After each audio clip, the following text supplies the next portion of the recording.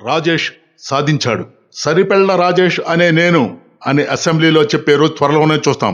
మహాసేన రాజేష్, మనకందరికీ తెలిసిన సరిపెళ్ల రాజేష్ ఒక సాధకుడు అని మరొక మారు రుజువు చేసి చూపించారు. ఏ మాత్రం ఆర్థిక బలం, సామాజిక బలం లేని, రాజకీయ పూర్వాపరాలు లేని ఒక సామాన్యుడు ఈ సరిపెళ్ల రాజేష్. రాజేష్ దగ్గర ఉన్నది కేవలం ఆత్మవిశ్వాసం, నమ్మిన సిద్ధాంతాన్ని తూచా తప్పకుండా పాటించడం, తనను నమ్మిన తన తోటి బహుజనులను సమాజంలో ముందుంచాలనే తపన, సమాజాన్ని తనదైన కోణంలో చూసి అందులోని లోపాలను విశ్లేషించడం, వాటిని తీవ్రంగా ఖండించడం, చేతనైన సహాయం అన్నార్తులకు అందించడం రాజేష్ కున్న గొప్ప లక్షణం. మహానుభావులు బాబాసాహెబ్ అంబేద్కర్ మానవతావాది, బహుజనుల కోసం ప్రాణత్యాగం చేసిన వంగవీటి రంగా గారి వీరాభిమాని.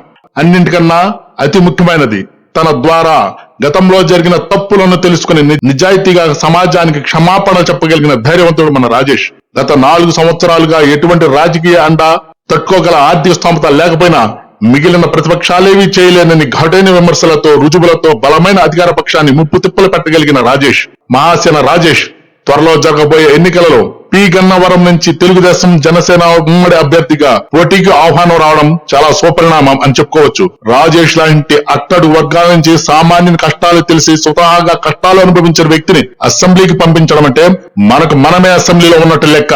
గుర్తుపెట్టుకోండి. పి గన్నవరం జనసేన అభిమానులు, జనసేన కార్యకర్తలు మనస్ఫూర్తిగా రాజేష్ గారికి పూర్తి సహకారాన్ని అందిస్తారని ఆశిస్తూ, గతంలోనే ఒక వీడియో ద్వారా త్వరలోనే రాజేష్ అసెంబ్లీలో కనిపిస్తారని మా మీడియా ద్వారా చెప్పడం జరిగింది. అది నిజం అవ్వాలని ఆశిస్తూ, జై జనసేన, జై తెలుగుదేశం. దయచేసి ఛానల్ ని కొద్దిగా సబ్స్క్రైబ్ చేయండి అబ్బా, ప్లీజ్.